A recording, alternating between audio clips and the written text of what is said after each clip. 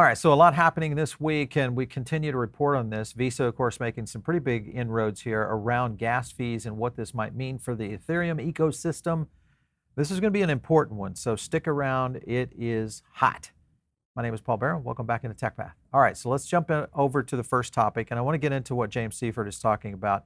We're in new territory. It's been 13 days since volatility shares was first a wave of Ethereum futures ETF filings. This was, again, something, if you guys remember, volatility shares, first Bitcoin futures, also rolling in on this. And if you look at just the list, just as a reminder on this, I'll kind of zoom in on this a little bit. Right there is the list. Van Eck, ProShares, Kelly ETFs, Grayscale, Bitwise. You can kind of see the list is just piling in on the opportunity here around Ethereum. So this is the big question here, because as we start to roll into the future of ETH, obviously, ETFs will be a part of that, but more importantly are the idea around gas fees and the ability to use Ethereum as a payment ecosystem. So listen into what's happened here. Let me kind of go to this headline, Ethereum statement from payment giant Visa. So they come and they hit on a couple things. This is very important. Visa's technical team conducted an experiment using a combination of innovative tech, including paymaster agreement, account by abstraction, ERC 4337. I know that's a lot of stuff. What they're simply trying to do is reduce fees. Remember that a lot of the issues right now with Ethereum are fees, and also that's why we're using a lot of Layer-2s to get those transaction numbers up. So that just means that we can buy stuff really fast, okay? If you're brand new to all this, first thing I want you guys to do is subscribe to the show, because you'll get a chance to hopefully get some insights here on how crypto works, what you should be investing in or rolling in, to kind of get you moving in the right direction. All right, so back to the point here. Goal of this initiative was to simplify the user experience when interacting with Ethereum based on applications by removing the complexities associated with gas fees. Totally agree. Has to happen. This is the cool thing. When you look at where this goes, and I want to show something here. This is their flow of how they're going to try to pull this off. So paying gas fees with a Visa card via what they call a paymaster. You'll notice right here in the top left, let me kind of zoom in on that a little bit, just a hair. There we go.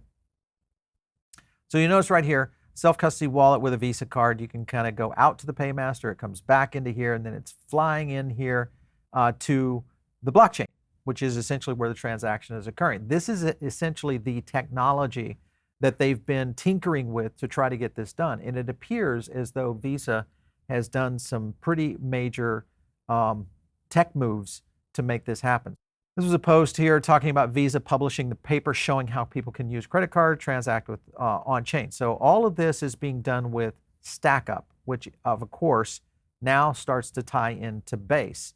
And that is this next tweet right here. Can't wait to bridge ETH to build on Base using Paymaster. And this is again back to the 4337 protocol that is now available, meaning all of this technology is enabling not only faster payments, but now maybe gas-free payments. So that's a big advantage for Ethereum as an ecosystem. So we're looking at this from a standpoint of ETH. Ethereum, the issues we're facing typically are the transactions, and then you get into the side of dealing with these gas fees. All that might be going away. We'll see how this plays out.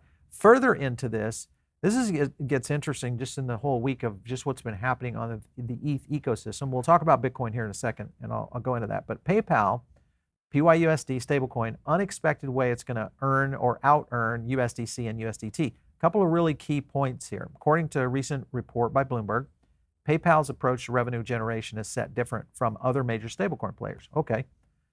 Popular stablecoins like USDC, USDT, they're relying on yield, all right? PayPal says, no, we think we're going to sidestep this whole idea, this whole convention. And instead of relying on interest backing assets, PayPal's going to aim to leverage its new stablecoin directly with payment transactions to generate revenue. This is interesting because if they can actually do that, then you're talking about it's banking on the increased adoption and usage of PYUSD, again on ETH. So if we have to really accelerate adoption for them to actually get paid, make money, you know they're going to be spending ridiculous amounts of effort, marketing, awareness, education, all those things that have to happen to make this go forward. Further in the article, it says by focus on transactional revenue rather than an interest from backing assets, PayPal might be avoiding potential regulatory pitfalls and scrutiny. That's another advantage that this could be. So it's brilliant for them. And because they have an ecosystem of almost 500 million people, they can do this. They could pull off. And because PayPal is ingrained into, guess what, e-commerce, meaning payments, that's where this could go in. So if we start seeing PYUSD used as the transactional fee, man, this is brilliant, brilliant for them. Further into this, just to give you an idea of where ETH is going profitability-wise, we'll call it, if you look at the price model on overall profits, look at these companies. There's Intel. I'm going to zoom in on that a little bit because you may not be able to see the whole thing. All right, so with Ethereum, the implied price is around 1,800, okay? You look at where Amazon is. If you click that little button right there, that would be the implied price of Ethereum before it would be outpacing Amazon in terms of overall value, which would be ridiculous at 3.6 billion annualized profits. So again, ETH eating the world. Is that the actual case here? Further into this, Ethereum crushes other ecosystems on distribution. Snaps will soon give 30 million customers access to non-EVM chains. This breaks down. Snaps isn't talked about much because it could be a massive use for these projects. And we'll explain what Snaps is here in a second. Further into this, this is going to allow MetaMask to function as a Solana wallet. So let me play a clip here for you to understand a little bit more of how this kind of comes together. Let's go to this clip real quick. So MetaMask has historically been an Ethereum-only wallet using the L2s, but now we're extending MetaMask beyond that. So let's show a brief demo of a snap in action. You deploy a dApp to invite users to install your snap. And then when a dApp has a button that says connect to snap or whatever you choose, that invokes the snap and MetaMask will prompt users to install that snap. We're then submitting a transaction on a non-EVM chain. This is just the tip of the iceberg in terms of the innovation possible with snaps that are available for you. All right, so you can kind of see, I mean, we're seeing maybe the first evolution of how all of this infrastructure is being built right now on blockchain, obviously Ethereum being the core. Gnosis Pay, Gnosis card, I should say, a new Visa debit card, which is going to enable you to essentially think of this as a wallet that would literally be self-custody that would allow you to use it as a true Visa. Now, I know we've had a lot of people talk about that as a holy grail, but this is going to give you self-custody, instant spending, security first, digital assets running into all of these. This, I think, again, just also builds on the future of Ethereum. Let's not forget, remember On-Chain Summer, Parallel just rolled out on this with their starter packs, so you can go mint that over on On-Chain Summer. And the reason I bring this in is just On-Chain Summer in general has been a big leap forward in opening up all these new projects, all these new scenarios that are playing out in the benefit of ETH. If you look at what Parallel said, this is just a quick clip on what they were doing. The role that Base plays in Parallel is it allows us to create and distribute new cards to our players on a scale that wouldn't be possible with a layer 1 like Ethereum. By building on Base, we're able to make the game more accessible to more players. Our goal is for the game to be available to everyone, and Base helps us do that. Probably the most compelling stat. All right, so there you go. I mean, obviously it's a marketing ploy, but at the same time, access to a large account base and the potential for growth there. If you look at some of the data coming in on Base right here, now at 182 bill, this is pretty significant in terms of growth. So lots of movement here right now. Again, Base is accelerating quickly and in a very short period of time.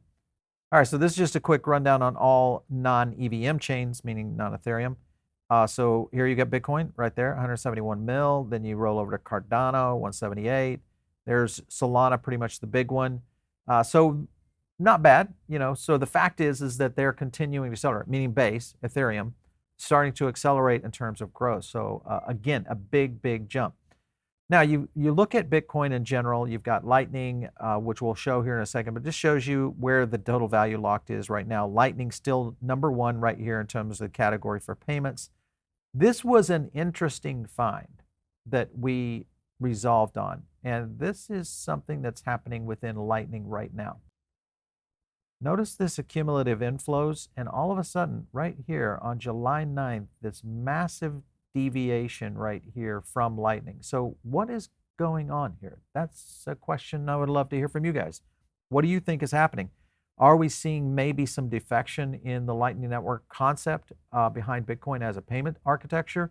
Or is there something afoot here? Anyway, all right, so just to give you an idea on mainstream media and where they think this is going, listen to this clip real quick, and it kind of opens your eyes a little bit. I mean, this sort of was the case, the argument for Bitcoin.